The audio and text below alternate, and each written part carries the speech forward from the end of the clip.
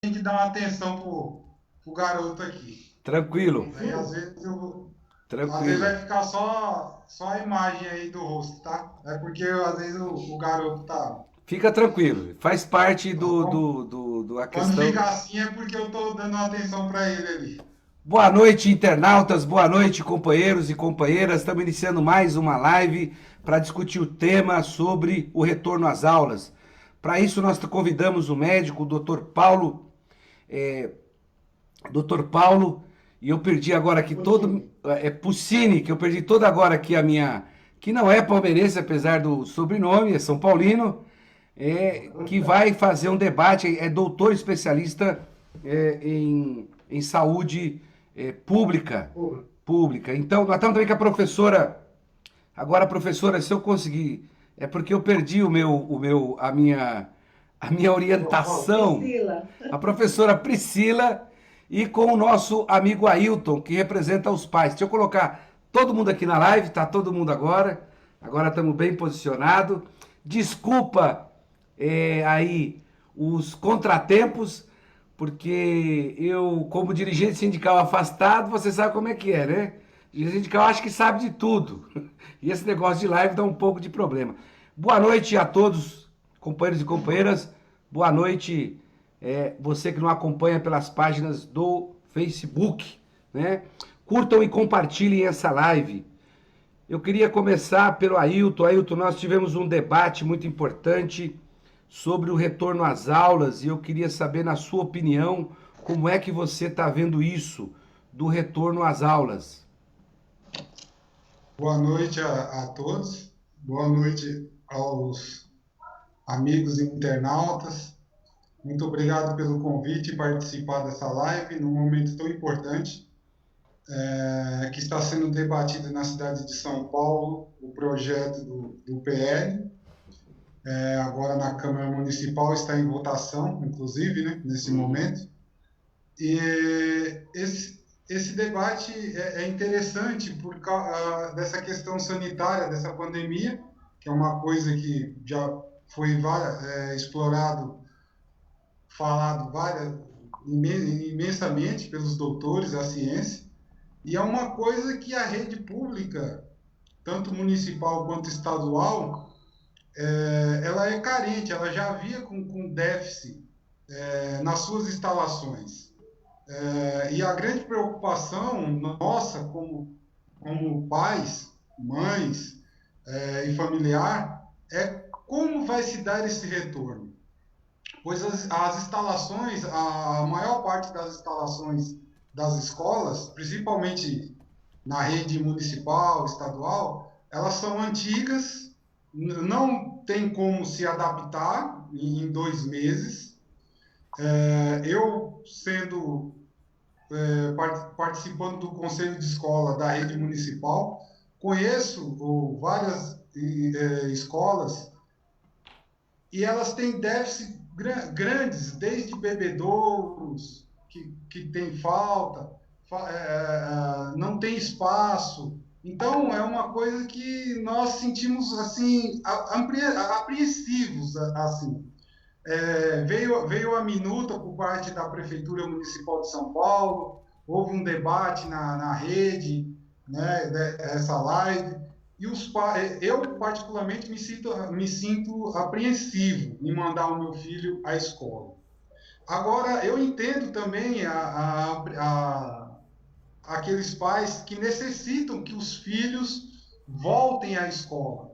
Porém, conversando com várias mães, elas não entendem que a volta às aulas, não, no projeto ofertado, a exemplo da prefeitura e do estado, pelo menos o que está circulando, que é uma volta, elas entendem que é uma volta integral, normal às aulas. Não é o que está sendo proposto até o presente momento.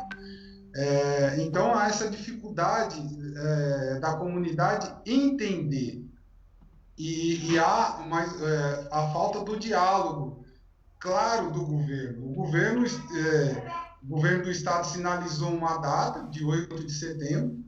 A prefeitura do município de São Paulo ainda diz que Ainda diz que vai depender da área da saúde, esse retorno.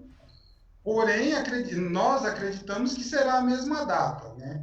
Que eles vão alinhar com essa mesma data, que é uma coisa que nós temos aí praticamente um mês. Como será? Quais os materiais que vai ser fornecido?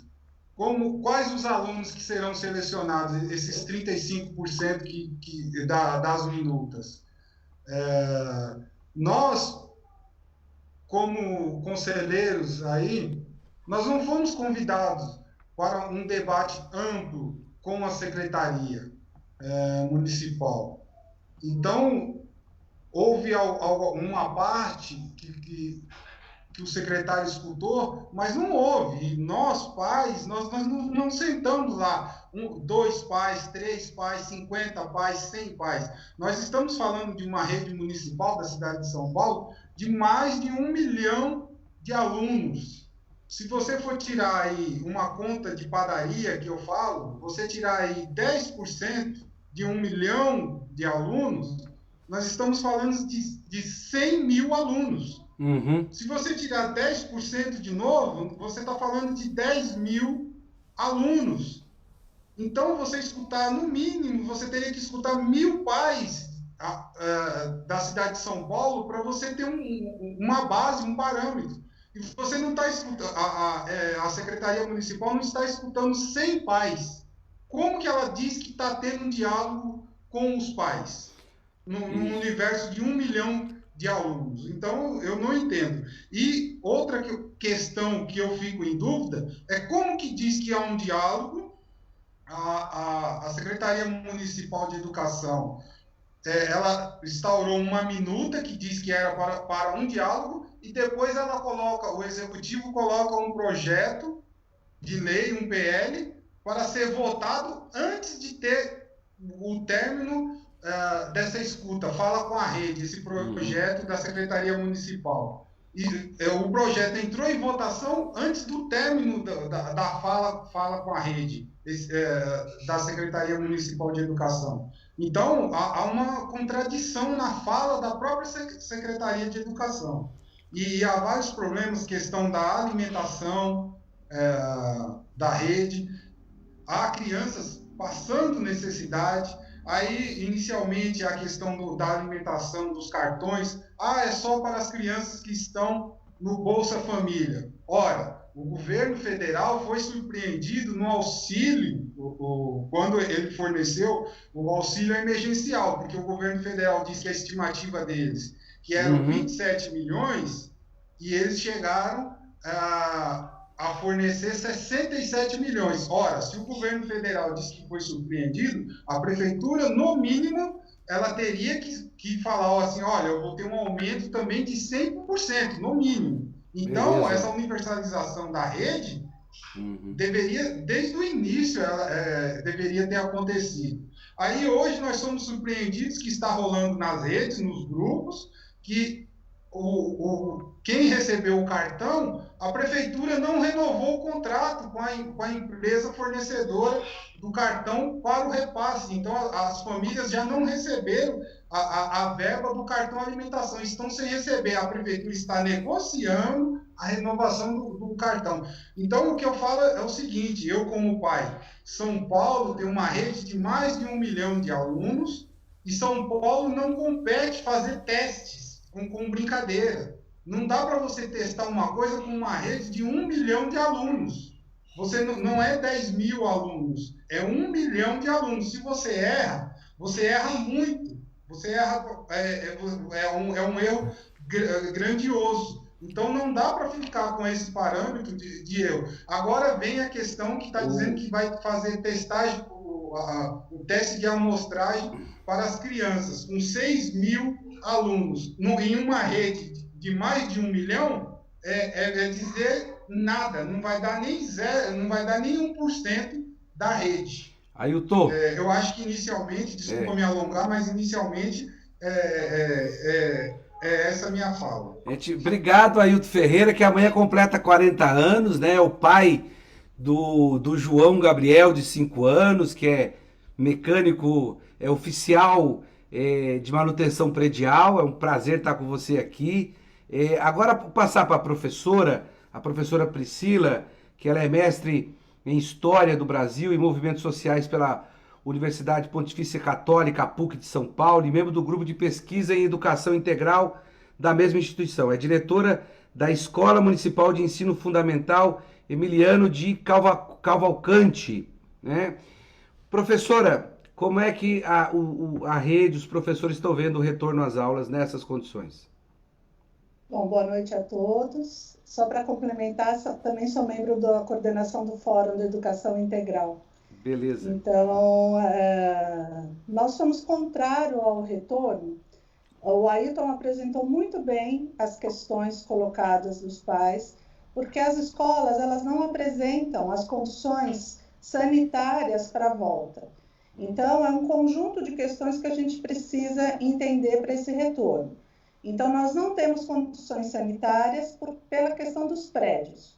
Os prédios, eles não permitem, muitos dos prédios, as condições que a minuta coloca, de entrada, saída, espaçamento de aluno, uma série de questões fora o refeitório, tudo isso. Nós também não temos condições de recursos humanos.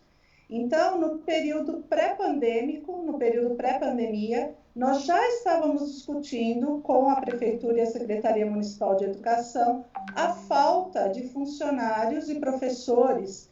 Os módulos das escolas são muito defasados. Então, como que a gente já, com o módulo defasado e escolas que não têm professores, com aulas atribuídas desde o início do ano, desde fevereiro, a gente pode falar num atendimento diversificado ao aluno. Então, nós não temos essas condições. Outra questão são os ATS, que a gente chama os funcionários. A maioria das escolas, esse módulo de funcionários é minúsculo, é pequeno demais para o atendimento.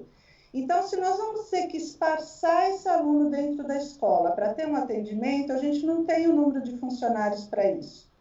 E, além de tudo, uma boa parte desses funcionários, como eu, que sou do grupo de risco, nós estamos afastados. Então, eu tenho ATS, eu tenho professores e tenho parte da equipe gestora afastada da escola, e quando houver o retorno, nós não estaremos presentes nesse primeiro momento.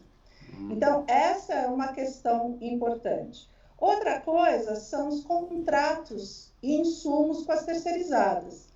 Há uma preocupação muito grande porque precisa haver uma mudança desses contratos.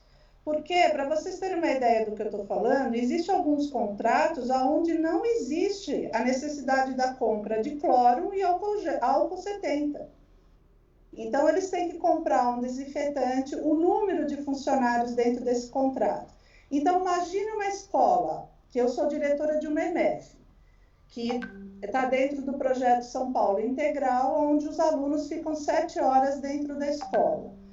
A gente tem que limpar de hora e meia a hora e meia, ou, né, se você levar o protocolo ao extremo, no máximo que ele permite, de 3 em 3 horas, todos os ambientes. Pelo contrato, eu tenho só 4 funcionárias de limpeza que cobrem das 7 da manhã às 19 da noite. Não existe essa possibilidade de você fazer isso. Seja estando nos 35%, nos 60%, 70% e nos 100%, porque normalmente a escola, antes, né, da pandemia, já não conseguia, tá, a manutenção da limpeza dentro dessa lógica de contrato. Então, já é uma conversa anterior que a gente tem com a Secretaria Municipal essa questão. Então, nós temos essas dificuldades da questão sanitária. E outra coisa, as compras. Houve uma diversidade muito grande. A SME, ela teve uma postura que deixou as escolas soltas, quase que abandonadas durante um bom período desse período de pandemia. Se no primeiro momento ela falou o que ia fazer, propôs o caderno Trilhas, que é uma leitura, né, um rearranjo dos cadernos de apoio, propôs a entregar no correio, começou a conversar. Após essa primeira fase, a SME não conversou mais com as escolas, entendeu? Então, nós ficamos um período de mais ou menos de 90 dias sem essa conversa. Nós sabíamos, enquanto rede, das informações com o conjunto da população.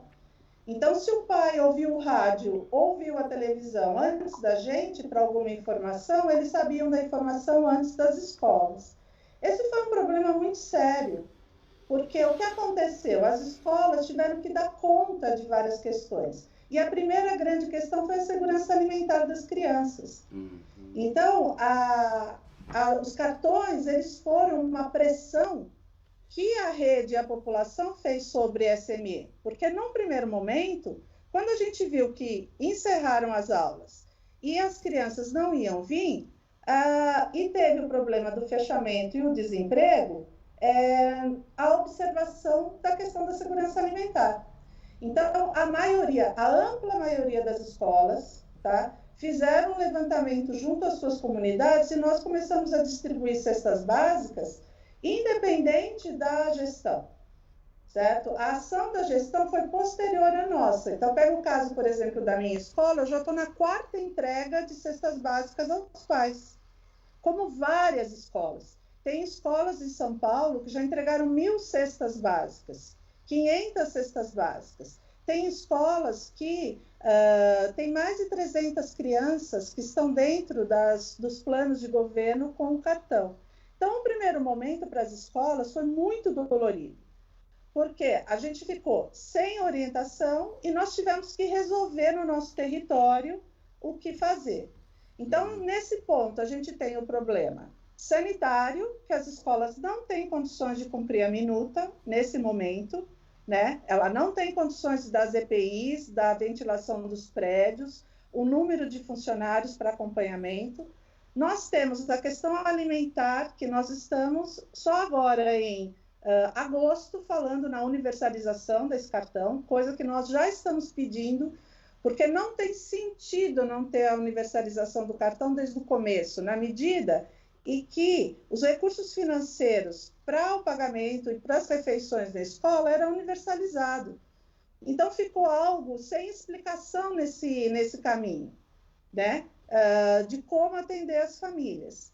E a questão pedagógica, porque quando foi feito o caderno Trilhas, havia uma intenção do Correio entregar para 100% das crianças. Todas as escolas estavam avisando a Secretaria Municipal de Educação que não estava tendo uma entrega de 100%. E a minha escola está num bairro que não teria problema com o Correio. A minha escola ela se situa no final da Água Rasa, início da Avenida Sapopemba, na Vila Invernada. Então, ela faz fronteira com Belém, Água Rasa, Tatuapé. É uma região que ela não tem problema. E nós estávamos constatando que a gente estava com mais de 20% de problema de entrega. Imagina as escolas que elas vão tendo os problemas todos somados de moradia, de acesso, de rua, de tudo isso. Então, as escolas começaram a avisar a SME que o Correio não estava entregando. E aí gerou um outro problema, né? O Correio não chegou, não teve a entrega, e não sei explicar por que a cidade mais rica do Brasil não pagou pacote de dados para essas crianças estudarem. Nós não conseguimos uma explicação crível que não poderia pagar esse pacote de dados, né? Vamos pensar, mesmo que fosse fazer uma divisão, só as EMFs, por conta de uma série de coisas, que são mais ou menos 500 mil alunos, nós estamos na cidade mais rica do Brasil. Então, o que aconteceu nessa parte pedagógica? As crianças, elas não estavam com o caderno Trilhas, elas não tinham acesso à internet. Então, a gente tem uma média de só 40% das crianças com acesso.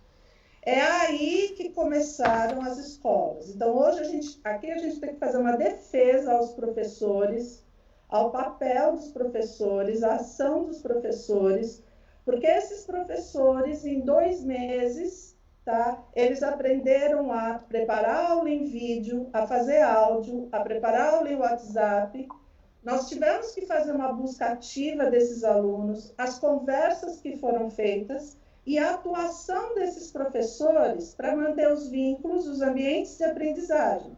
Porque esse ensino remoto não é uma substituição da escola, é você manter vínculos que permitam que essa criança continue, tá, com processos, tá, de curiosidade, com processos de aprendizagem sem substituição da escola. Então, isso é uma coisa que a gente precisa entender para depois entender o processo que a gente vai ter que fazer de avaliação, que não tem nada a ver com prova São Paulo, prova de português e matemática, nada disso, para avaliar o que aconteceu com essas crianças.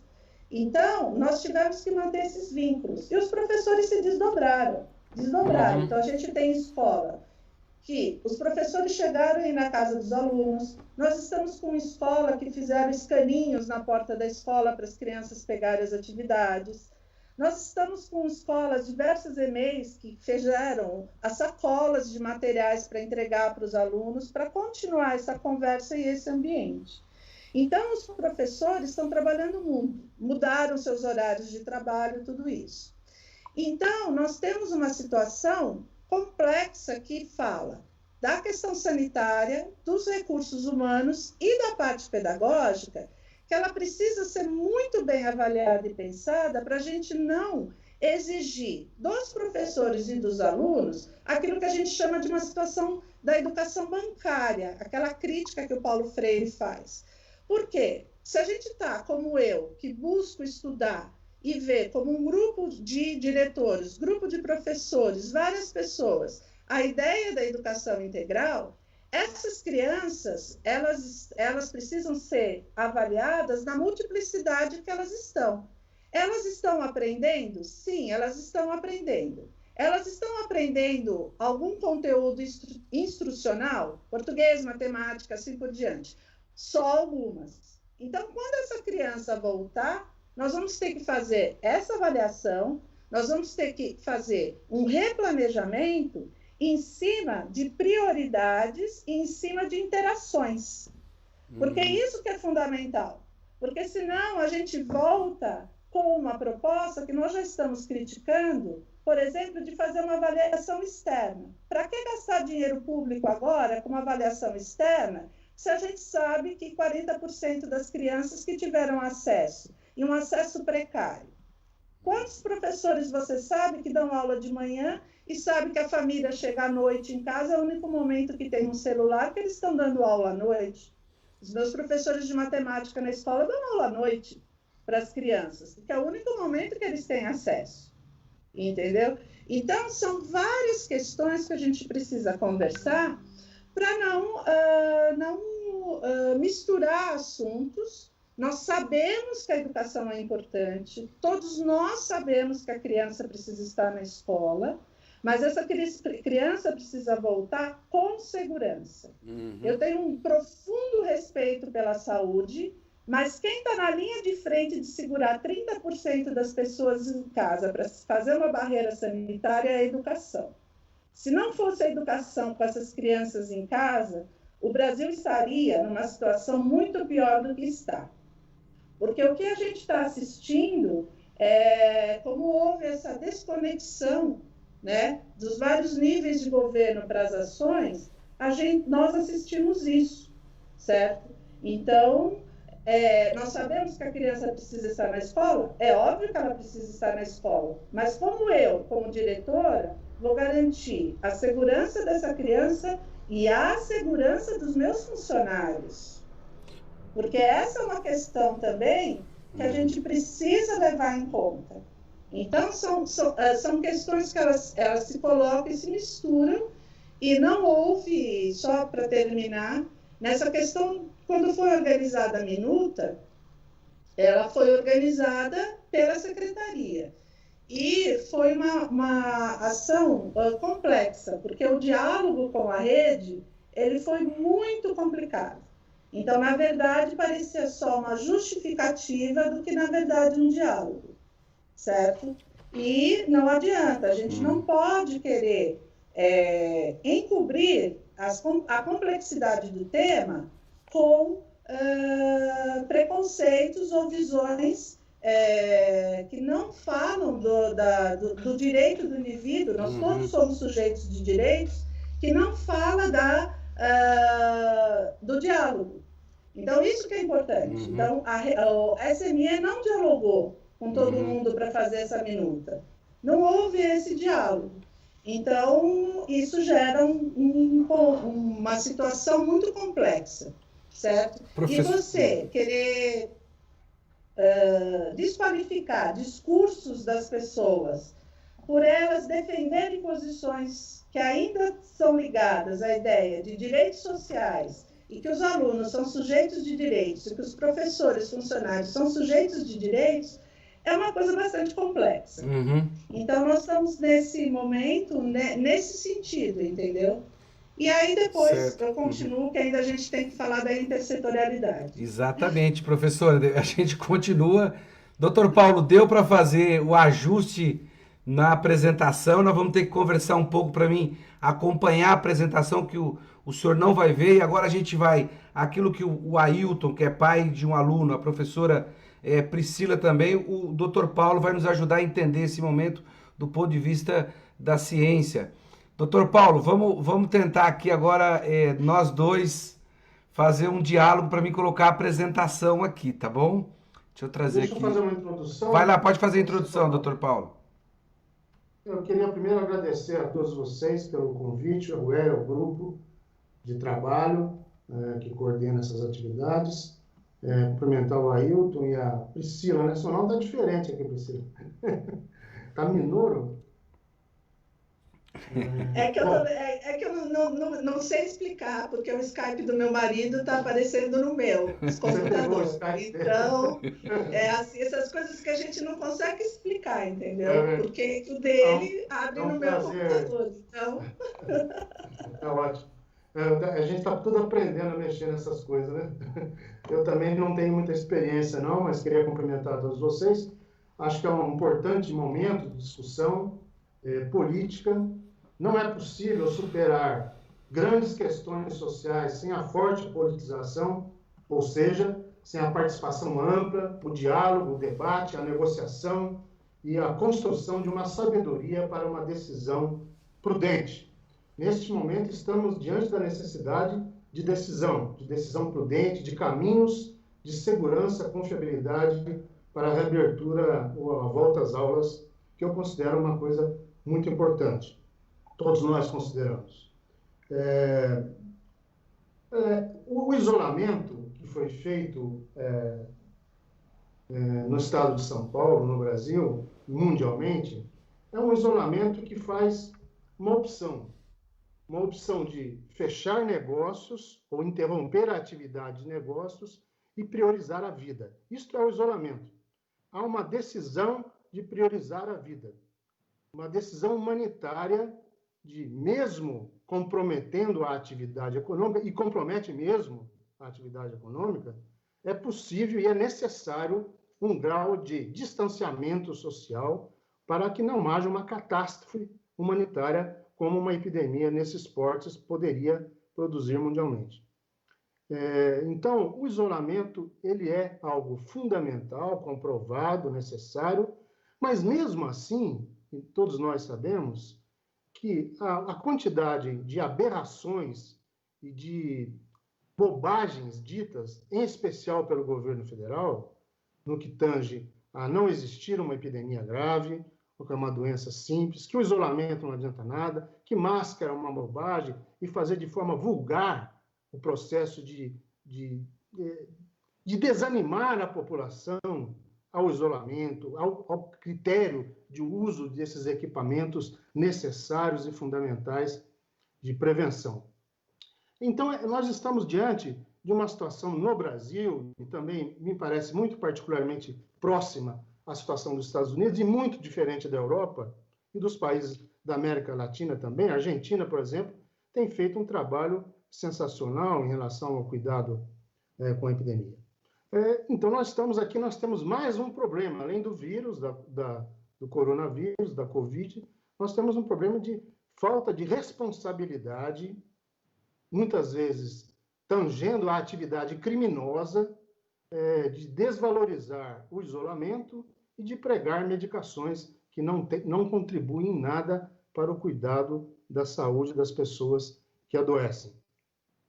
Então, nesse sentido, eu vou tentar apresentar para vocês, viu, Hélio? Se der para ir passando os slides, são alguns slides, algumas considerações iniciais sobre a epidemia, e depois alguns gráficos, que eu acho que são os mais interessantes, que são contribuições para a gente pensar o processo de combate à epidemia e como é que isso se encaixa com as necessidades de retorno às aulas, né? Doutor Paulo, nós vamos aqui tentar, como é que se diz, deixa eu ver aqui porque não deu certo aqui, mas eu já estou com ele aqui na tela, deixa eu só, nossa, a gente só precisa se organizar nós dois aqui, porque eu não posso errar quando você estiver falando e também aqui colocar você aqui na tela em cima.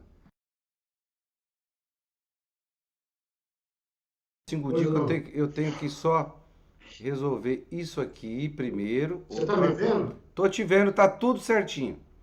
É que a experiência do cara aqui não é muito grande não, vocês vão ter um pouquinho de paciência só.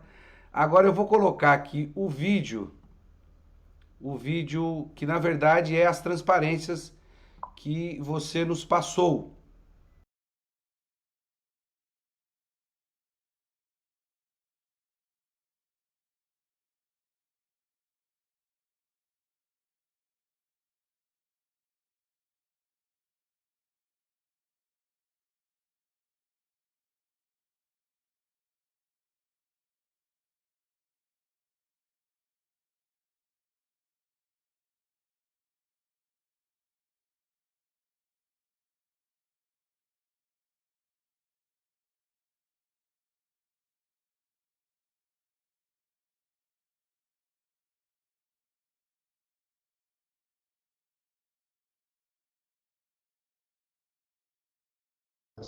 Me parece algo que demonstram a gravidade da situação e a urgência da reabertura das escolas.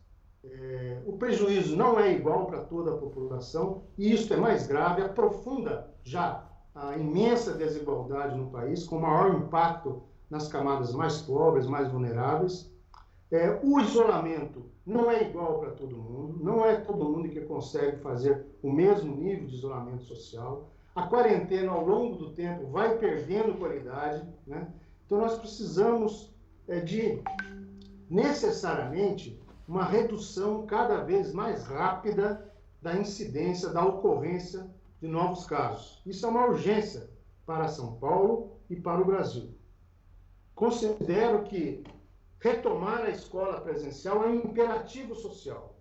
Ele é mais do que uma nova atividade. É por isso que muitos autores que discutem essa retomada consideram também os serviços educacionais, em particular da infância, como serviços essenciais. Eles são tão essenciais como a farmácia, o supermercado, que são serviços que têm um desdobramento na malha social, na integração social, nas possibilidades de enfrentar a própria epidemia muito grande. Passando ao próximo slide. Vocês vejam Oi. Deixa eu passar aqui, doutor. Opa, tô nele agora. Uma tabela, né? Isso, indicadores.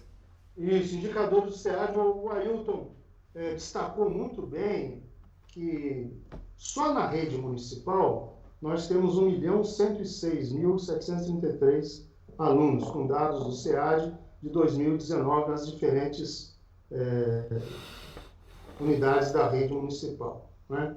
Então, isso se a gente pensar, olha, cada criança mais 2, vezes 2, vezes 3, que é a família, nós estamos lidando com 3 milhões em relação aos alunos, mais professores, mais os funcionários das escolas.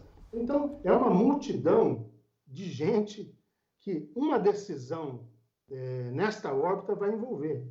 Então, nada mais importante neste momento do que, passando o próximo, do que a gente construir um diálogo para uma tomada de decisão sólida, segura, mas pela reabertura das escolas. Me parece isso, como eu falei, um imperativo da vida social. As opções que foram tomadas pelo governo do Estado, pelo governo municipal, muitas delas dificultaram esta volta, né? A própria Priscila insinuou isto, que para ela parece que, se não fossem as escolas que se mantiveram fora de atividade, nós teríamos um impacto ainda maior no crescimento dos casos. Eu não acho tanto isso. Eu acho que o que foi feito de errado foi uma certa precipitação em retorno a atividades não essenciais que a gente chama para adultos. Shopping centers, bares, restaurantes, pequenos academias, né? Academia é uma coisa que virou até folclore lá, com aquele susto que o ministro tomou diante de uma sabendo da notícia, né? Bom, então essa precipitação acabou, na prática, fazendo o quê? Uma curva que deveria estar mais intensa na redução dos casos, acaba caindo, mas caindo muito ligeiramente, e isto prejudicando objetivamente a volta às aulas. Então, houve, de fato, uma opção por reabertura dos negócios não essenciais, em detrimento de preparação da sociedade com segurança e responsabilidade para a abertura das escolas. Isso foi feito, sabe como, gente? Com as tal das fases que o governo do Estado criou, e ela tinha como um denominador básico de mudança ou não de fase a oferta de leitos, em especial de UTI. Os outros nunca foram problema, os outros foram mais uma maquiagem de marketing do governo, aquela abertura de hospitais e tal, de baixa resolutividade, e que ficaram muitos deles com uma ociosidade grande. Mas o leito de UTI, de fato, era fundamental para não ocorrer o óbito, para não aumentar muito o maior sofrimento ainda das famílias. Mas medir a baixa dos casos novos só pela possibilidade de ter ou não ter leito de UTI, a gente acaba chegando numa tábua rasa. Ou seja, quem define se eu intensifico ou não o isolamento é a oferta de leito. Quando que deveria ser? Quem define para mim intensificar ou não o isolamento é derrubar, de fato, o número de casos novos. Isso era fundamental, e é fundamental. E é este o grande desafio que nós temos pela frente para a reabertura das escolas. A força da propagação da epidemia ainda é forte, muito intensa, e não é razoável voltar nesses níveis elevados de propagação com as escolas nesse momento. Exemplo de alguns países. Esse é um estudo da New England, é uma revista inglesa, que tem um artigo recente que eu usei esses dados aqui. Ele cita, discutindo os dilemas, tal como os nossos, da volta das atividades educacionais nos Estados Unidos. Ele cita, por exemplo, como é que alguns países da Europa tiveram êxito na volta das escolas, né? Finlândia, Bélgica, Áustria, Taiwan, Singapura, Holanda, França, etc. Eles trabalhavam com uma volta à aula com cerca de um caso novo por 100 habitantes. Esse, mais ou menos, foi um critério prático que acabou acontecendo, que teve uma volta às aulas sem um impacto efetivo ou em larga escala ou importante na intensificação da epidemia. Então, a partir deste patamar de um caso novo por cada 100 mil habitantes, foi possível esses países voltarem de forma bastante exitosa para a atividade nas escolas. O município de São Paulo, vejam bem, tem 24 vezes mais este valor identificado por esse estudo. Não é um valor mágico, acho que não é um caso, 2, 3 casos, etc. Acho que seria razoável, mas nós estamos muito longe disso. 24,5 casos por cada 100 mil habitantes, o que dá, no município de São Paulo, eu vou mostrar esses dados mais à frente, mas o que resulta no município é cerca de 2.900 casos dia. Então, é uma situação de muita força ainda da propagação. Reativar a escola abrindo boteco. Agora até às 10 horas da noite, foi anunciado hoje que vai abrir bar até às 10 horas. Eu acho isso de alta irresponsabilidade diante do nível da epidemia que temos e diante de outras prioridades que temos econômicas e sociais para reativar determinadas coisas. Eu fico até me pensando, até eu vi o prefeito falar isso, acho que ele até escorregou, não é possível que pense exatamente isso. Perguntaram para ele por que abrir shopping antes de abrir os parques. Né? Vocês lembram que ocorreu esse tipo de decisão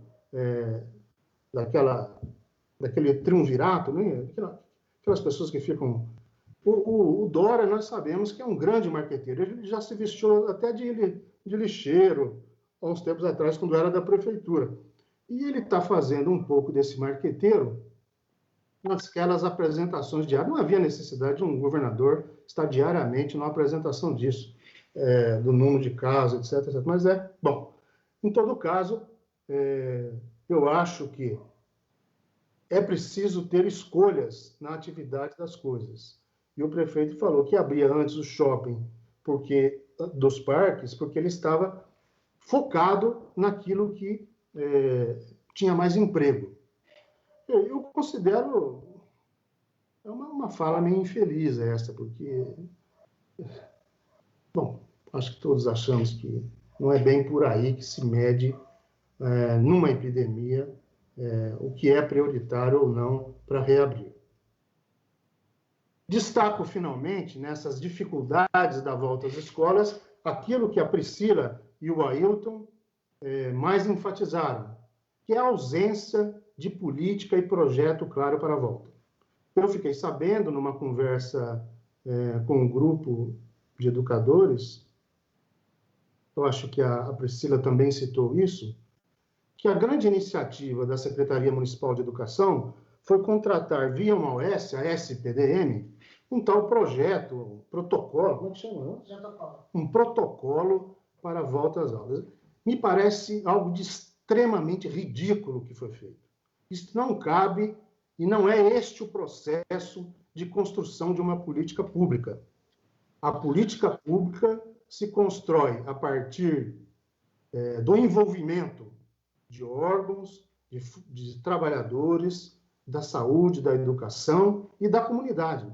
É neste encontro que se constrói um protocolo e que se exige e que tem que haver uma exigência dos governantes de executarem este protocolo. Nós sabemos que as dificuldades são muitas e não são de hoje, mas hoje, mais do que nunca, nós temos que cobrar que essas responsabilidades, a falta de infraestrutura, a dificuldade dos ATS, os contratos de limpeza, tudo isso é fácil de rever. É fácil. Precisa o quê? Vontade política e dinheiro. Então, o governo tem que destinar dinheiro. Tem que fazer de novo. Tem que destinar dinheiro e fazer. É obrigação fazer. Nós não podemos justificar a não volta à aula com a inoperância do governo. Nós temos que cobrar para o governo faça as ações responsáveis para que a gente possa voltar às aulas. Vamos para o próximo. Fatores relacionados à nossa ocorrência epidêmica da Covid-19. Vamos entender agora, a partir daqui, um pouco do processo de propagação da Covid, para a gente ver as possibilidades de um maior controle disso. Então, numa epidemia como a Covid, tem dois fatores, gente, muito importantes. Primeiro, é a força com que a doença se propaga. Ou seja, como que um indivíduo faz contágio em 2, 3, 4, 5, 6, 7 indivíduos. Contágio. O vírus passa de uma pessoa para outras, sem necessariamente produzir doença. Isso é outra questão. Mas a primeira coisa que é característica de um processo epidêmico é a força da transmissão, da propagação do vírus. E nesta doença, o Covid-19, nós temos um contágio via respiratória, que é o contágio mais intenso em termos de possibilidade de transmissão. E quais são as características desse processo que envolvem essa propagação? Então, é o tipo do agente, a via de transmissão, a respiratória é uma das mais possíveis de transmissão, o período que dura a transmissibilidade, a existência de doença sintomática, existência de reinfecção, que ainda não está totalmente descartada no caso da Covid, pode ou não haver reinfecção? Não sei. A maioria das pessoas acham que não, dos estudos, não, das pessoas não. Acham que não, mas ainda há uma dúvida em relação à possibilidade ou não de reinfecção. A densidade demográfica. Por que o município de São Paulo sai estourando na frente de casos? É muito em razão que tem 12 milhões de pessoas vivendo nesta cidade. Em franco processo de condições socioambientais e características de sociabilidade, de agrupamento muito intenso. Né? E isso, obviamente, despreparado para essa entrada da epidemia, via respiratória, pá! A epidemia se espalha com uma força e uma rapidez muito intensa. Por isso que, se é via respiratória, contato de pessoa a pessoa, é muito importante a adesão às medidas de isolamento. E isso depende da redução do processo epidêmico.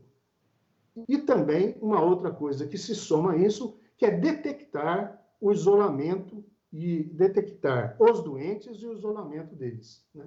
Isso se faz através de um tipo de exame laboratorial, particularmente o PCR, que pega a pessoa ainda no processo, no período de transmissão. É isso que é importante nesta fase aqui, para tentar fazer o cerco na pessoa e nos seus contatos para que haja um processo de quebra da cadeia de transmissão. Um outro aspecto que se soma a esse, que é diferente, às vezes as pessoas confundem. Bom, uma vez feito o contato, a pessoa tem a doença? Não. Vai depender. Depende do quê? Se a pessoa é suscetível ou não à doença. Como é que uma pessoa não deixa de ser suscetível? Em geral, é o que a gente espera em relação à Covid também, é que ele tendo a doença, ele desenvolva uma capacidade imunológica de não tê-la mais e de combater no novo contato. Uma outra coisa, uma outra possibilidade é a vacinação. Então, essas duas vias, uma via ativa de ter a doença e uma via passiva pelo processo de vacina, é que quebra suscetível. Então, mesmo havendo contato, mas a pessoa não sendo suscetível, a cadeia epidêmica está interrompida. E nós passamos a controlar a epidemia. A vacina, os suscetíveis em termos sem vacina, quantos são? Estudo feito pela Secretaria Municipal de Saúde indica que hoje virou imunologicamente para a proteção contra a doença cerca de 10% a 11% da população. Então, nós temos cerca de 90% da população do município de São Paulo suscetível. Isso é uma bomba atômica em termos de potencialidade de propagação da doença. Está muito longe de um processo de controle. Só não é uma bomba atômica mais porque nós estamos fazendo isolamento, estamos usando máscara e temos que incentivar e reforçar esta possibilidade. Vamos ver agora alguns dados que demonstram um pouco esta situação da epidemia. Tá ok, Rosana? Muito bem. Esse primeiro gráfico aí está aí, Edson? Gráfico 1. Oi? Gráfico 1. O gráfico 1 mostra o total de casos acumulados da epidemia. Vocês vejam a curva pontilhada em preto, é a curva do município de São Paulo. Ela é abaixo da região metropolitana, ela também está incluída na região metropolitana, mas vocês vejam que ela estava acima do interior, e o interior, no dia 22/7, são períodos de 10 dias, né? 2, 12, 22, 1. No dia 22/7, por volta disso, a curva do interior ultrapassa a curva de São Paulo. Hoje, em São Paulo, hoje, dia 1º/8, 199.674 casos. Continuam ocorrendo casos. Vocês vejam que a curva é uma curva ascendente, com inclinação para cima, o que significa um processo não de patamar, não há patamar aqui. Aqui é um processo de crescimento realmente importante do número de casos. Certo? Estou conversando com a minha esposa aqui, que é manja do negócio também. Bom, aqui vocês vejam que demonstra isso aqui, ó. Vocês estão vendo essa curva aí? é uma curva de multiplicador do crescimento. Como é que constrói essa curva? A Rede Globo tem mostrado um pouco, às vezes, essa coisa aqui. Então, eu pego, por exemplo, dia 22/7 a 1/8, tá certo? O último valor aqui do eixo horizontal. Então, eu pego quantos casos tinham no 22/7, né? E quantos casos tem no dia 1/8. Eu divido 1/8 por 22/7 e vejo qual é a razão entre eles. A razão entre eles é 1,17. O que significa isso? Que cada caso gerou 1,17 caso novo. É isso que significa isso. Por isso que é multiplicador do crescimento, é taxa de crescimento, é valor que se agrega aos casos existentes. Então, esse aqui é um dado muito interessante para ver. 1,33 era o valor em 1º de junho, em torno disso, quando começou a abrir as atividades econômicas pelo Plano São Paulo. Vocês vejam que continua caindo, mas muito lentamente. A expectativa é que, a partir de 2/6, essa curva realmente baixasse a um valor bem mais próximo de 1, ou até abaixo de 1, se fosse possível. Mas isso não aconteceu. Foi 1,33, 1,26, 1,25, 1,13, 1,12 e 1,17. Olha só, que perigo. Nós estamos vendo aqui uma situação muito preocupante. O período 12/7 a 22/7 era 1,12, ou seja, cada caso gera 1,12 casos novos. No novo período aumentou. Então, aqui há um sinal vermelho de alerta ligado. Será que aqui nós estamos voltando a um grau, a um patamar de crescimento intenso dos novos casos? Pode ser. Mas será que é mesmo? Não dá para afirmar, é mesmo. Nós temos que ver outras coisas. Porque o que nós temos que ver aqui? É se nós não estamos... Opa, perdão. Saiu do ar aí ou não? Se nós não estamos diante de maior diagnóstico de casos. Então, isso afeta esta curva aqui. Por isso que a gente tem que ir combinando dados. A gente combina esse dado com, por exemplo, casos novos absolutos, que eu vou mostrar em seguida. Aqui é a comparativa apenas da curva do município de São Paulo, esta pontilhada que vocês estão vendo, com o verde, que é a região metropolitana como um todo, o interior em azul, lá em cima. O interior começou mais tarde, começou com poucos casos, mas teve uma intensidade maior da agregação de novos casos. O que significa isso? Como eu falei para vocês, que cada caso gera 1,42, 1,26, etc. Aqui, ó, total de óbitos acumulados. Então, nós vimos total de casos. Agora vamos dar uma olhada nos óbitos, para a gente ver como é que isso... Outra. Gráfico 4. Vamos lá? Ótimo. Então, ó, vejam bem, o gráfico 4 é tal como aquele primeiro que eu apresentei, do total de casos acumulados, é o total de óbitos. Quantas pessoas morreram, infelizmente, neste processo de pandemia? Em São Paulo, estamos vendo aí, 1/8. Em São Paulo, quantos morreram? 9.619 pessoas. No interior, 7.555. Na região metropolitana, 15.000. E no estado de São Paulo, 23.000. Esses são os valores absolutos em termos de óbitos. Mas o que nos interessa também é verificar um pouco a tendência da curva, né? Você sabe que quanto mais a curva inclinada para cima, mais o negócio está pegando fogo, né? Então, olha, vocês vejam a azul aqui do interior, a partir de 22/6, ela dá uma angulada para cima, no sentido de uma maior intensificação dos óbitos.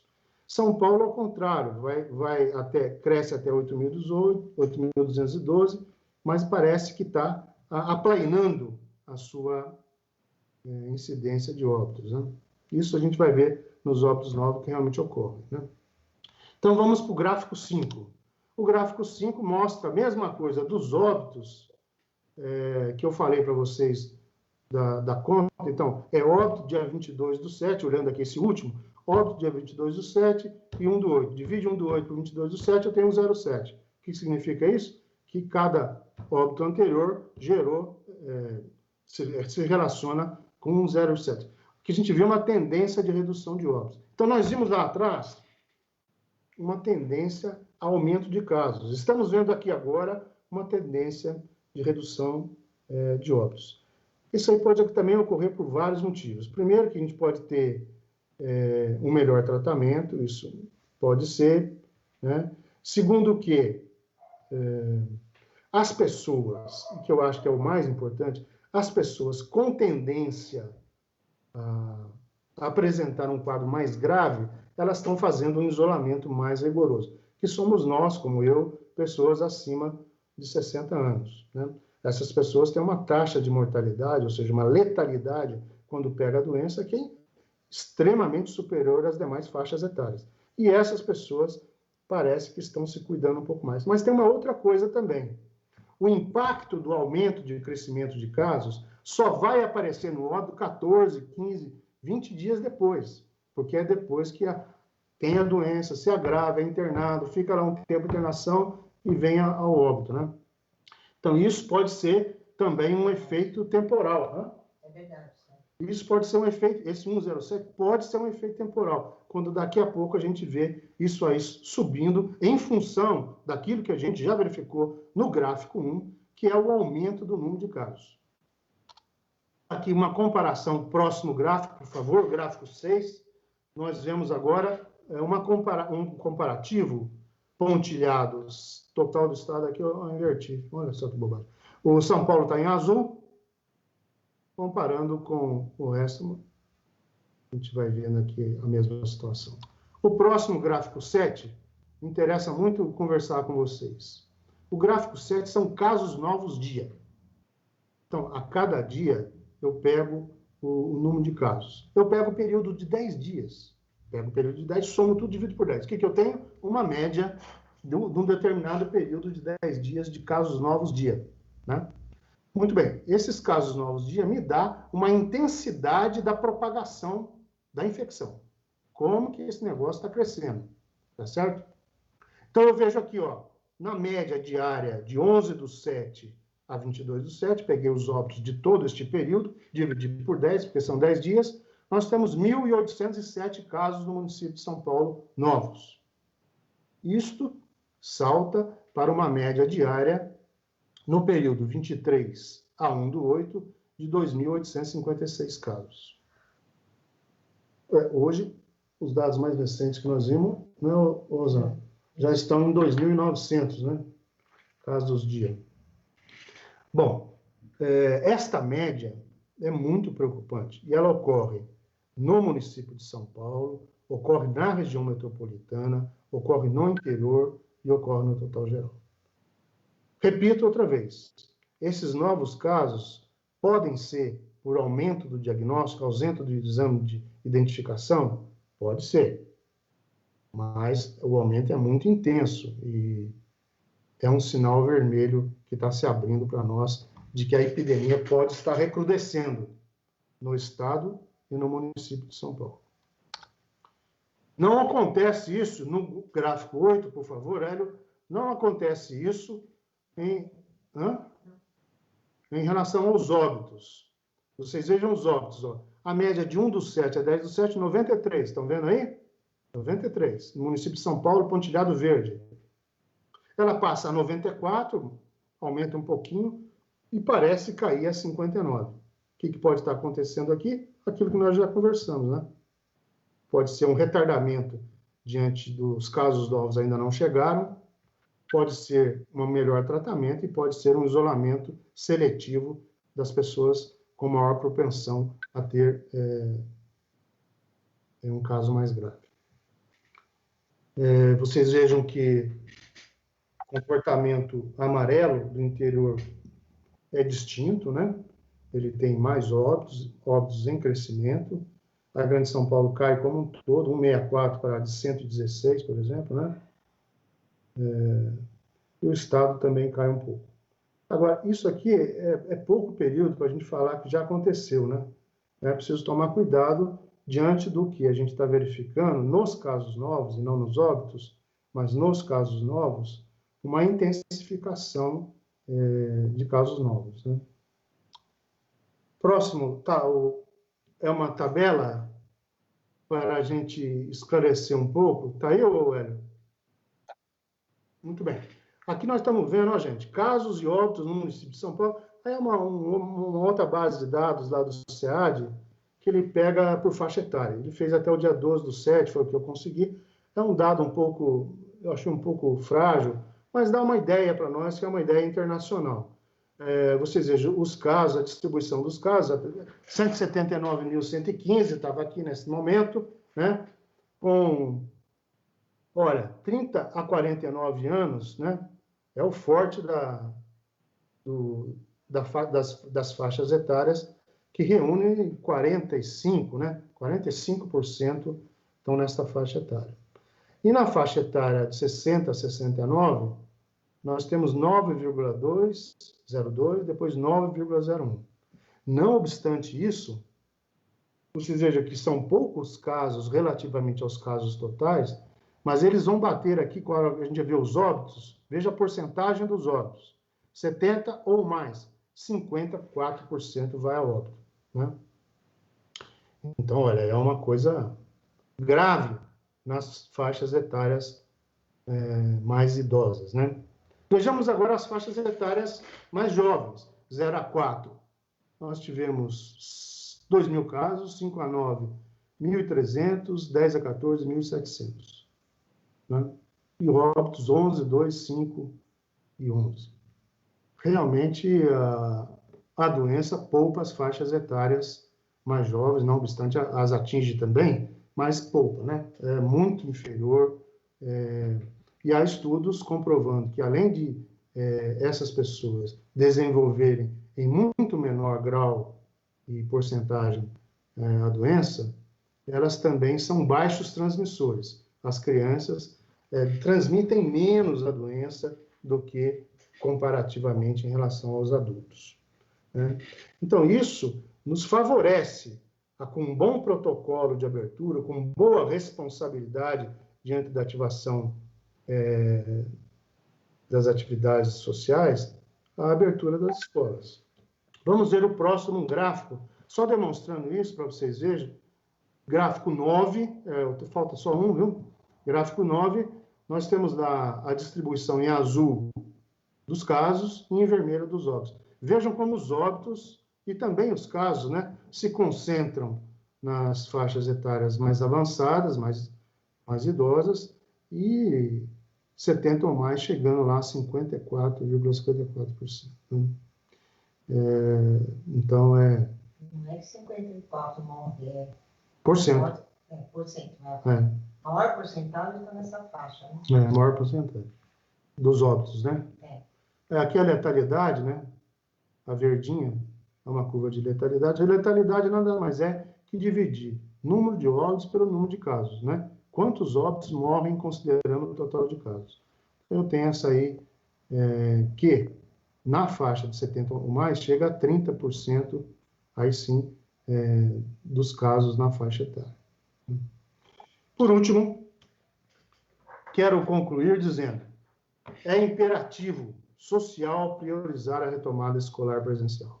Me parece que isso não há dúvida para nenhum de nós e para nenhuma pessoa responsável em termos da criação de uns espaços sociais efetivos para as novas gerações, para a sociabilidade das nossas crianças, para a felicidade das crianças de conviverem com seus amiguinhos, com lazer.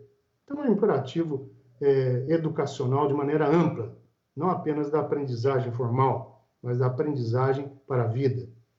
Então, esta é uma necessidade. Esta é uma necessidade que tem que ser construída. Construída como? Com intensificando o isolamento social. Nós precisamos reduzir os novos casos dia. E aí uma frase que eu retirei em parte desse estudo da New England, revista importante da área de saúde publicada na Inglaterra, que fala, olha, é indesculpável abrir serviços não essenciais para adulto, estabelecendo condições que forçam as crianças a permanecer em casa fisicamente longe do convívio escolar. Me parece que essa é a grande verdade que nós estamos nos deparando a enfrentar a precipitação da abertura de algumas coisas e do foco apenas no número de leitos. Então, como está equilibrado o número de leito com o número de casos, então estamos beleza. É tudo azul, amarelo, laranja, vermelho. Então, aquela palhaçada de cor, né? Mas, na verdade, isso não resulta objetivamente na busca social da construção, da importância, da responsabilidade do isolamento a ser praticado por todos. Construir política pública efetiva. Isso envolve não um projetinho comprado da OS e SPDM, mas a participação ativa dos órgãos e servidores públicos, em especial a saúde e a educação. Nós não faremos um bom projeto se não envolver esses trabalhadores, esses servidores, essa competência, essa expertise que tem saúde e educação pública nos seus órgãos. A saúde, eu fui um trabalhador também da Secretaria Municipal de Saúde, tem técnicos excelentes e que podem responsavelmente criar um bom protocolo, um bom projeto de retorno às aulas. Também a educação, convivi com elas. E convivi, em especial, no tempo de 2013 a 2015, onde nós enfrentamos aquela grave epidemia da dengue, acho que vocês estão lembrados. E a epidemia da dengue, a aproximação entre saúde e educação, possibilitou que as escolas tivessem um papel decisivo na formação dos alunos e em tabela na formação dos pais da comunidade que levavam informações, comportamentos e responsabilidades para as casas e para as famílias. Mas não dá para fazer só com saúde e educação. É preciso, às vezes, até juntar outros. Até uma outra menina lembrou, é preciso ver o transporte também, como é que vai ser. Então, é uma política pública que tem que ser construída pelos órgãos e responsáveis por essas políticas públicas. Só por eles? Não. Não adianta tentar fazer um protocolo sem este protocolo ter segurança e credibilidade. Vai abrir as escolas e ninguém volta. Nós já vimos isso em outras situações. Então, é preciso construir com a comunidade, em especial os pais, um processo de retorno às aulas responsável e seguro. Para isso, é preciso definir um protocolo, cronograma de ações, conquistar nível aceitável de segurança e confiança coletiva para retorno às aulas. Então, isso é o que eu tinha a falar. Agradeço a vocês, espero que não tenha tomado muito tempo e acho que dá para dar uma ideia, uma pequena contribuição ao debate em torno de voltar ou não voltar às aulas e como voltar. Obrigado, doutor Paulo. Tem muita gente aqui na live, aí eu vou dar mais uma rodada, até porque a professora Priscila ficou de fazer um comentário também. Aqui a Cícera já fala sobre a intersetorialidade que tem que construir, elaborar esse protocolo. Eu só vou dar uma lidinha rápida aqui, agradecer demais a participação do Dr. Paulo, que trouxe aí dados importantíssimos para a gente. E Dr. Paulo, como é o nome da sua esposa, Dr. Paulo? É Rosana. Obrigado, Rosana, pela contribuição. É pediatra. Doutora Rosana, pediatra, obrigado pela contribuição. Tava aí, ó, só dando os toques corretos. Muito obrigado. É o back vocal aqui, ó. É o back vocal. Então, eu aqui só agradecer a Cícera, a Solange Cristina que entrou agora, a Vera Nogueira também, a Alete também aqui com a gente, a Maria Aparecida Neri, a Helena Cardoso, o seu Antônio Barros, a Maria, a Andressa, a Edith Paz, a Tereza. Aqui são muita gente, eu não vou. O Antônio, a Cadiga Salé, né, que aqui a gente já estende aqui uma solidariedade ao que aconteceu no Líbano ontem, né? Enfim, um acidente. Nós já fizemos ontem aqui uma conversa e a Cadiga, nós temos aqui uma comunidade muito grande de libanesa, aqui uma solidariedade total ao povo libanês. A Ana Silva, a Vanessa, a Joana, toda essa companheirada aqui, a Júlia, o Luiz, a Rafaela, a Assunção, tem bastante gente aqui, mas eu quero voltar, já passar para a professora Priscila, fazer as suas considerações finais. O debate com tanta gente não ajuda, porque a gente não consegue escutar bem as pessoas, mas a gente, como é um tema que está muito pulsante, a Câmara Municipal está votando, não sei como é que está a votação ainda, mas foi importante a gente colocar todo mundo aqui para fazer essa discussão. Professora Priscila, é com você. Oi, boa noite. Então, eu queria, ao falar da intersetorialidade, considerar importante o que o Dr. Paulo falou. É fundamental o que ele falou dessa construção do protocolo com a comunidade. Se a gente tivesse isso na base da construção do protocolo, eu acho que a gente teria a segurança seria maior no retorno. Porque o que eu fico preocupada com esses protocolos que eles estão apresentando até o Ailton já colocou, você vai ter uma volta de 35% e depois você vai ter uma volta de 70%. Uma escola com 70% das crianças, ela não tem isolamento, ela não tem condições de você manter nenhum nível de distanciamento, nada disso. Então, a gente quer as crianças na escola com segurança, porque complica demais para nós ouvirmos que a criança tem baixa letalidade, a gente já ouviu isso, a gente já ouviu tudo isso, concordamos com isso, ninguém aqui está negando o que as autoridades sanitárias estão falando. O que nós estamos colocando é que, diante da situação da escola enquanto instituição, ela não tem condições de manter a segurança do jeito que ela está.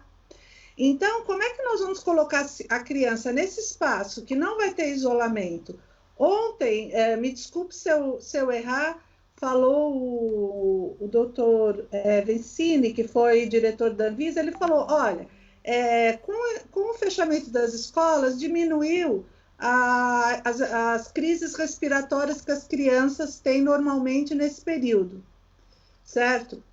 Então, o que nós temos dentro da escola é que ela, por ser um espaço de contato, por ser um espaço de sociabilização, por tudo isso, ela gera. Então, eu quero essa criança na escola, eu quero essa criança com segurança. E aí, como que isso poderia ser construído? Concordo com o Dr. Paulo. Por exemplo, em torno da escola, nós temos as UBSs e os AMAs. A criança que vai na UBS e na AMA é a criança que vai para a escola. Por que a gente não teve uma ação intersetorial que gerou proteção de saúde, educacional e de justiça social com os conselhos tutelares, que você cria o mapeamento territorial para garantir essa criança? E com os testes, você faria com as crianças e famílias e você caminharia escola, a UBS, a AMA, o Conselho Tutelar, agentes de saúde, assistência social, para você fazer isolamento, abertura, conforme a necessidade. Isso precisa da construção de um protocolo. Você precisa de um arquivo dessas crianças unificado, coisa que nós estamos pedindo para a SME, para a prefeitura, há décadas. Eu sou diretora há mais de 15 anos e professora há 36 anos. Há muito tempo a gente discute esse mapeamento único feito para o setor para garantir a justiça social para a criança. Então, não é que a gente está falando que nós não queremos a escola. Não, nós queremos nossos alunos. Nossos alunos estão de luto. Eu tenho os nossos nonos anos na escola, que esse ano seria o ano deles, os anos que a escola é deles, é uma festa, é um encerramento, eles não têm. Agora, como é que eu vou garantir isso para a criança? Como é que eu vou colocar 1 milhão de crianças circulando na rua desse jeito, junto com seus pais? Como é que nós vamos ficar com a perua? Porque esses novos contratos do TAG, eu tenho as crianças pagas pela prefeitura e eu tenho as crianças que são pagas particular. Então, não é que a perua. Então, quer dizer, você tem uma situação que até outro dia eu estava discutindo, eu fiz assim, um protocolo, vai entrar 35% de crianças na escola. Aí falam que ele tem a durabilidade de 14 dias. Dali 14 dias, tudo isso acabou, gente. Uma escola com 50%, 60%, 70% da criança, não existe mais isolamento. E aí eu vou receber essa criança como? Tudo bem que tem que ter o distanciamento, mas a gente quer saber como ela está, a gente quer conversar. Essa volta é um misto de festa e luto que vai ser muito complexa. Então, nós queremos as crianças na escola, é óbvio que a gente quer. Agora, como que eu vou garantir a segurança? Né? É essa que é a grande questão. Né? A gente sabe o que a criança está perdendo. Então, a criança está perdendo tanto essa questão presencial, como ações remotas que a prefeitura ela deveria estar fazendo. Certo? Eu volto à minha colocação. como que a cidade mais rica do Brasil não dá acesso digital a essas crianças, certo? Como que nós temos prédios aonde você tem um tamanho de uma sala que ela não comporta fazer esse isolamento de 1,5 metro? Eu tenho escolas que não têm entrada e saída separada. E outra questão, um protocolo que, por exemplo, o Ailton colocou de quem será. Por essa minuta do protocolo são os anos finais. Então, eu, como sou MF, nós trabalhamos em ciclos de 3 anos, então seria o 3º ano, o 6º ano e o 9º ano. A 35%. Só que o Brasil é um dos únicos países em que a escola ainda funciona como sistema de turno. Ou seja, qualquer outro país, uma escola, ela tem os seus alunos matriculados que entram às 8 da manhã, saem às 3 da tarde ou às 4 da tarde. As nossas escolas não. As nossas escolas, eles entram às 7 da manhã, vão até meio-dia, 1h30 da tarde eu tenho outra turma que vai sair às 18, 19 horas. Eu tenho uma circulação totalmente diferenciada. E esse protocolo, ele coloca mais de 50% das crianças juntas, porque na maioria das MFs, 6º e 9º anos estão no mesmo horário. Então, quer dizer, é uma situação em que, a hora que você fala do retorno, certo? Concordo que tem que ter o retorno, é óbvio que nós estamos tendo uma perda, nós vamos ter que conversar sobre essa perda tem que ser conversada no âmbito de um ciclo de, no mínimo, 2 anos, também, diante do que a gente está falando, que vai consertar tudo isso entre 20 e 21 também não é assim, nós temos que ampliar essa discussão, que ela é muito séria, né, de como será isso. Isso pode ser uma oportunidade de a gente discutir o currículo da cidade, que tem como princípio, olha o que ele tem como princípio: equidade, inclusão e educação integral. Então, se isso é como princípio, aonde está isso na prática agora que a gente está vivendo nessa pandemia? Então, nós precisamos fazer essa discussão do que é prioritário, essencial e que tem interação entre as coisas. Porque, senão, para onde que nós vamos? Certo? A criança precisa estar na escola? Sim, ela precisa. Com segurança. Com a rua com segurança. Com a perua com segurança. Com o ônibus que ela chega na escola com segurança. É isso que a gente está pedindo, que a gente está solicitando, para que a escola chegue. Quando a gente fala em testagem dos professores, funcionários da escola, onde está essa testagem de todos esses servidores? Quando a gente vai falar da testagem dos 35%, onde está essa testagem?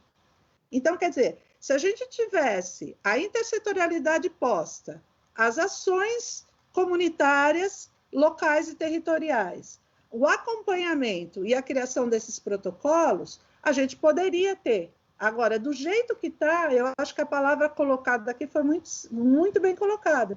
Há uma falta de confiança enorme nesses protocolos. Então, é isso que a gente tem que conversar. É isso que nós temos que olhar nesse sentido. Há mais coisas a falar sobre esse APL, que foi um jabuti no meio do caminho, né? A APL inteira é um jabuti. Porque a hora que a gente vai falar em retorno às aulas, ela demora um tempão em discutir como que será o pagamento com dinheiro público para os setores privados, sendo que a gente sabe que não teve uma ampliação na pressão de vagas para EMEI no sentido para isso existir. Todos os dados que todo mundo está colocando, que está aparecendo na audiência pública, não tem essa pressão. Então, por que no momento tão importante como esse, a saída de protocolo é desviar dinheiro da escola pública para o setor privado? Então, nós estamos com diversas coisas que estão prejudicando as nossas crianças. Realmente, hoje, a gente tinha que estar discutindo, bom, como nossas crianças vão voltar? Agora, do jeito que está, e aí, quando eu falei de que a escola mantém o isolamento, é que se a gente pegar a escola, são 13 milhões de alunos no estado de São Paulo. Você colocar 13 milhões de alunos no estado de São Paulo para circular, como está agora, que garantia que nós temos? São essas questões que a gente tem que conversar. E as escolas, né? As escolas, porque eu, como diretora de escola, eu vou ter um temor enorme da segurança dos meus alunos e dos meus funcionários e professores, entendeu? Então, isso é muito sério, né? E aqui, só para terminar, a valorização do trabalho dos professores. A gente sempre precisa frisar o que os professores estão criando, refazendo, se reinventando para conseguir ter o acesso a essas crianças, certo? E a participação das famílias, tá? As famílias que estão conseguindo, elas estão efetivamente participando, sim, da vida dos filhos. Então, esse protocolo criado, tá? Realmente a partir da base, com a comunidade, com os pais, escola, os setores intersetoriais, saúde, assistência, tudo isso, ele é possível, sim. Precisa de vontade política para isso. Deixa eu passar aqui para o Ailton Ferreira, para ele fazer as suas considerações finais. Foi muito gratificante escutar a professora Jordana, o Paulo, o doutor Paulo. E aí volta tudo que eles falaram, eu só tenho a completar no seguinte aspecto. A falta do diálogo com a comunidade escolar. E quando eu falo a comunidade escolar, eu coloco todos. Eu acho que quem conhece o bairro, vamos começar assim, quem conhece o bairro? Os pais, né, da comunidade, e o agente de saúde, que hoje praticamente está em todos os bairros. Houve essa conversa? Houve essa tratativa? Não, não há com os agentes de saúde. Porque, queira ou não queira, o agente de saúde, praticamente hoje na cidade de São Paulo, quase todos os bairros, eu acredito que o número deve estar em torno de 60%, 70% da cidade, já há esse trabalho do agente de saúde, que é um facilitador. Então, ele ajuda muito. Tem que haver essa integração mais próxima das duas secretarias e a escuta dessa população. Então, não houve essa escuta. Os conselhos não escutam ali. Um exemplo claro que aconteceu aqui na minha região, na nossa região, foi a redução do quadro de funcionários do CEL, do CEL Caminho do Mar. É um exemplo claro. Os funcionários da limpeza. Aí agora vai voltar, ele fala assim, vamos contratar. Tá, mas vamos contratar ou já contratou? Porque se você tem uma previsão, em quanto tempo vai contratar essa equipe de limpeza para fazer essa higienização? Então, era um número, agora eu não lembro exato, mas era, vamos supor, algo em torno de 60 funcionários e reduziu para 16. Então, fizemos abaixo-assinado e tal, aquela coisa toda. E assim por diante. E aí falta uma coisa do quê? De gestão. Vem outro problema da falta do uniforme. Porque foi um problema que aconteceu lá atrás. Tal. Então, o que está acontecendo na secretaria é falta de gestão. Eu acho que não é o momento desse PL. Esse PL colocou vários jabutis dentro dele. Tem questão, eu vi vários defensores do projeto do governo colocando que seu filho vai poder escolher lápis, borracha. Eu acho que não cabe nesse momento essa discussão. Seria gratificante, mas não cabe dentro lá. Se o filho vai escolher o lápis ou borracha, é outra coisa mais séria que eles não estão discutindo, não estão levando em conta. É igual o professor Paulo está falando. Ninguém sabe se realmente esse pico ele está num platô ou esse platô ele está ascendente ainda. Isso aí ninguém tem esse cálculo. Sabe-se que esse número, alguns dias de morte na capital, ele está caindo, mas ninguém sabe se realmente ele está caindo, porque deu uma estabilizada no número de mortes ou se de repente ele vai voltar a subir, ainda é precoce, e já há pessoas comemorando. Eu acompanhando aqui os debates na Câmara Municipal sobre esse PL, você vê alguns comemorando que está caindo, mas está caindo essa semana. E isso aí você tem que aguardar mais de 20 dias, igual o professor está explicando, você tem que aguardar para você ter uma certeza que realmente caiu. Opa, agora sim, opa, caiu, nós entramos em um declive aqui. Mas quando chega na educação, não tem o diálogo, igual a professora Jordana falou, o Paulo está falando, não houve esse diálogo. O CRECE, o Conselho de Representantes que representa as famílias, não há esse espaço, não foi escutado pela secretaria, não há esse espaço de comunicação lá. Quando se fala da alimentação, há um outro problema que não há espaço físico para as crianças nas escolas, para a alimentação das crianças. Então, você vai ter que ter um outro projeto ali, como que essas crianças vão se alimentar. Eu já vi outras pessoas falando, vai se alimentar dentro da própria sala de aula. Ok, mas quem vai levar esse alimento? Há merendeiras suficientes? Não há na rede, porque eu participo do Conselho de Alimentação Escolar e nós sabemos o déficit que há desses funcionários para a alimentação. Então, é um outro problema que tem que ser discutido, que também não está sendo discutido na rede.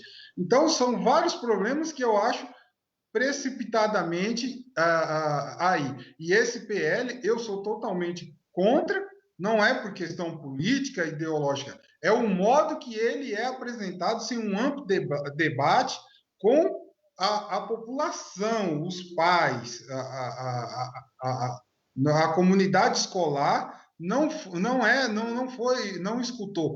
Nós fizemos várias enquetes, assim, você recebe da comunidade escolar, e você vê lá, teve uma unidade escolar que fez uma pergunta interessante. Das pessoas que responderam, você teve algum familiar contaminado? Das pessoas que responderam, 80% confirmou que houve alguma pessoa que foi contaminada da família. 80% das pessoas responderam. E entre 70% e 80%, dentro dessa enquete de uma unidade escolar, respondeu que não mandaria o seu filho à escola. Então, cadê essa discussão ampla com a comunidade? Não há. Então, não adianta se dizer, você tem que levar em conta o que os especialistas estão falando, o doutor Paulo, a professora Jordana está falando, quem está lá dentro da escola tem que se escutar o que está sendo falado. Há um déficit.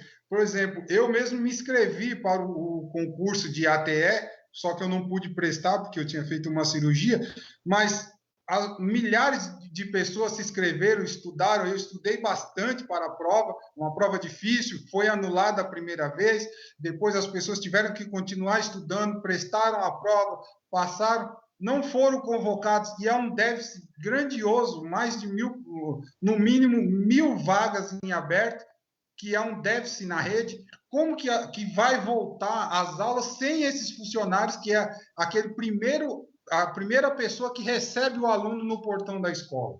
Como que é isso? Então, eu falo pela unidade do meu filho, que ele saiu do SEI, aqui no CEL, e está na EMEI. As duas têm déficit desse quadro de ATE. As duas têm esse déficit. E como que é esse retorno?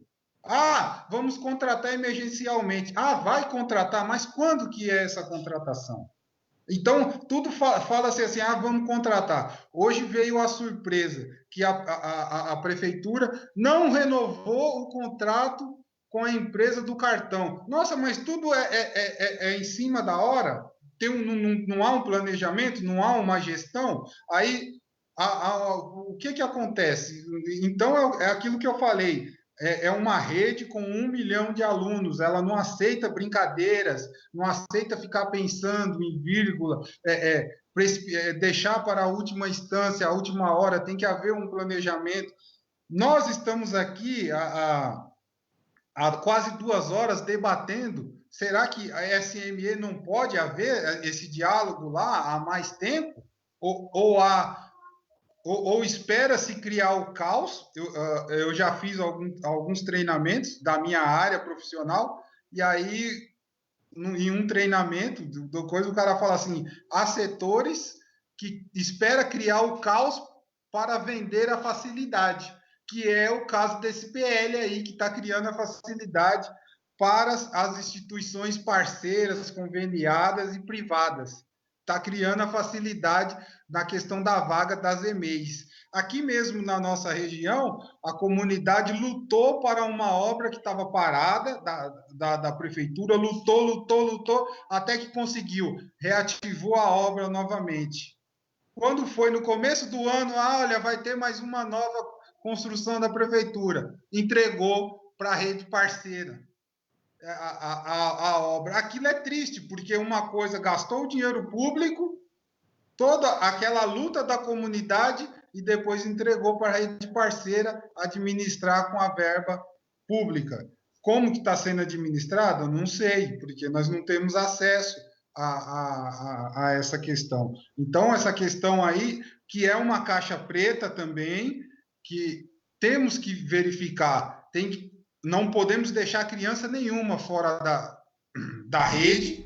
Temos que ter as parceiras, sim. Tem ótimas escolas parceiras, rede parceira, mas temos que fiscalizar e verificar. Hoje a estrutura municipal não consegue verificar as instituições parceiras a qual está na rede. Eu acho que era isso. Obrigado, eu queria agradecer a todos pela oportunidade e fico à disposição de vocês aí. Muito obrigado a todos. Obrigado, Ailton.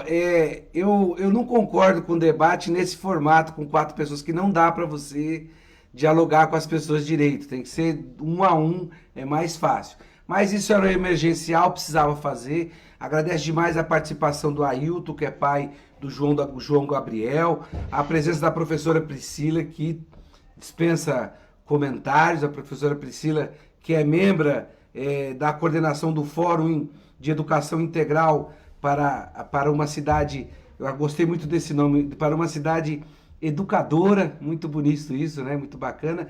O Dr. Paulo, e em especial do Dr. Paulo, que estava aqui, a doutora Rosana, que foi, né? Que também ali nos ajudou muito nesse debate. Queria agradecer demais a vocês, ajudou muito aí ao João Gabriel aí. Ajudou muito a gente poder entender um pouco mais do que está acontecendo. Esse debate não encerra agora, a gente vai continuar debatendo essa semana sobre a questão do retorno às aulas e de um protocolo realmente intersetorial que dê garantias para que a gente volte às aulas, e tem que voltar, como o Dr. Paulo falou. Você volta com a academia e não volta com a escola, não tem um protocolo decente para as escolas, né? É bem isso mesmo. Forte abraço, muito obrigado pelo debate, valeu, até uma próxima. O Fundeb para valer, hein? O Fundeb para valer, vamos lá.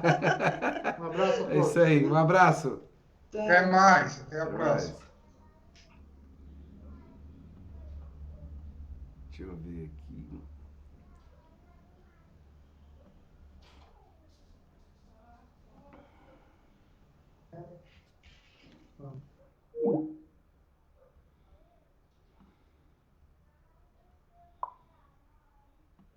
É isso aí, fizemos aqui um debate, que eu sei que foi um debate que estourou o nosso horário, não teve jeito, foi um debate muito importante. Não começou a sessão extraordinária na Câmara dos Vereadores, que está debatendo o PL que cuida do retorno às aulas, né? O PL 452. Deixa eu agradecer aqui, ó, a Assunção, o Paulo Ferraz, a Rosana de Lucena, a Marli Freitas, a Cícera, o Ítalo Cardoso, a Thaís, a Cléo, a Noélia Bandeira, a Lenilda Rodrigues, a Jordana Mercado, a Juliane Duda, a Aparecida, a nossa querida Maria Cadiga, a Fernanda Silva, a Vanderlúcia Melo, Vanderlúcia, obrigado, a Bruna, o Ronald Melancia, a Cecília já falei, o Pife Farias, o Aparecido, a Cida Valério,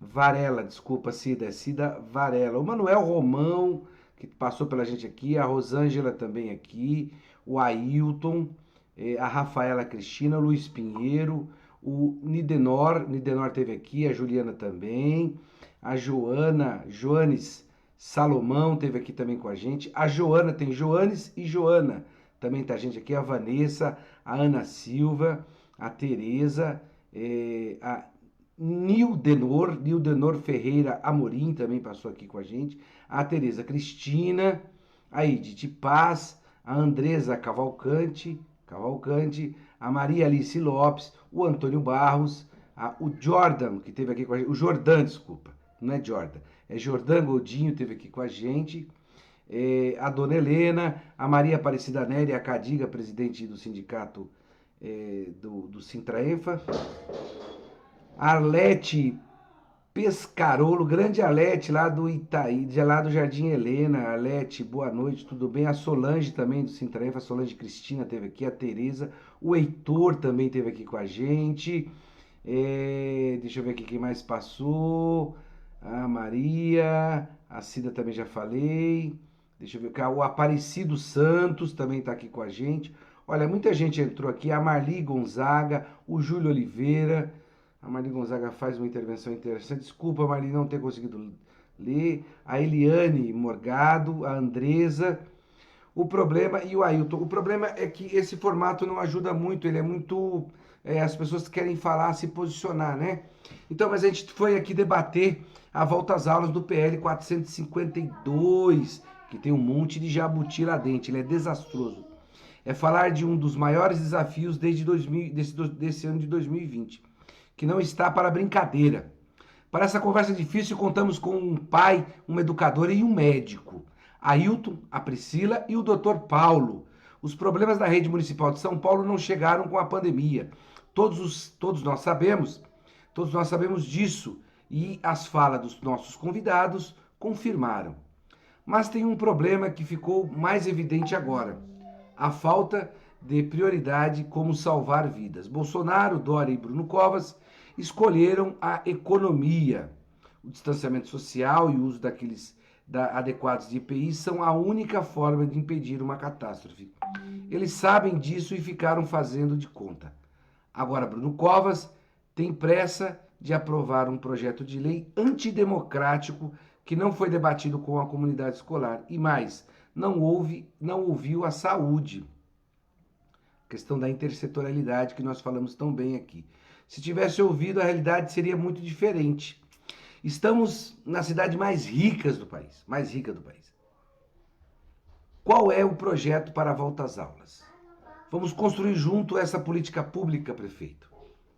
A sociedade quer construir. Nós queremos salvar vidas. Uma boa noite, fiquem com Deus. Até a próxima. Desculpem a nossa extensão hoje. Um abraço, até mais.